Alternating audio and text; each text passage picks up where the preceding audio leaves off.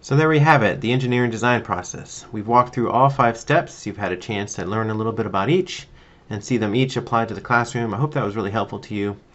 And before you get started to use this process with your own students here in a moment, I just wanted to take a little bit of time and offer just a few final reflections before you go. First, as you get started and you start working with this process with your students, really observe your students. This is a very powerful thing that you can do in your classroom.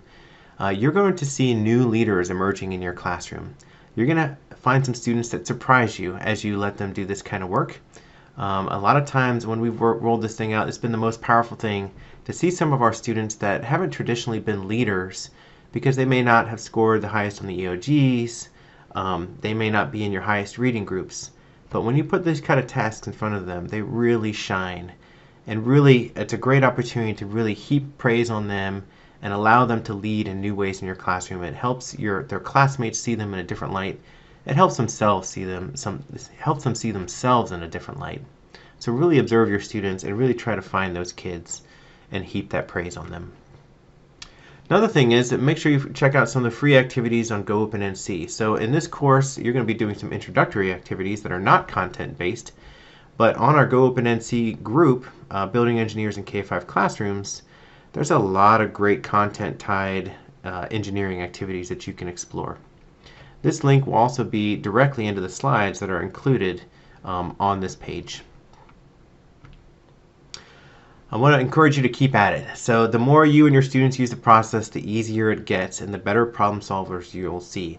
I'm not going to lie, the first time you do it or the second time you do it, you may have some students that have real difficulty with this. You may have some students that haven't experienced a lot of failure in the classroom and they don't know exactly what to do. Or you may have students that have difficulty collaborating with one another. But I promise you, the more you keep at it, the more you do it, the more often you try it, the better they'll get at all those core skills. Also, consider ways to expand your students' interest and engagement. So they'll get really into these tasks and really into these projects. So find ways to link this to other things you want them to get excited about in your classroom, whether it's writing prompts, whether it's reading materials, research on the internet. Find ways to take that ignited interest in what they're doing and let it bleed over into your classroom. Last but not least, I hope you have fun with failing. There's going to be a lot of interesting obstacles in failing that goes on in your classroom, but again, it's fun. Have a lot of fun with it. I hope you're very engaged with it. And from here, it's time for you to try it with your own students.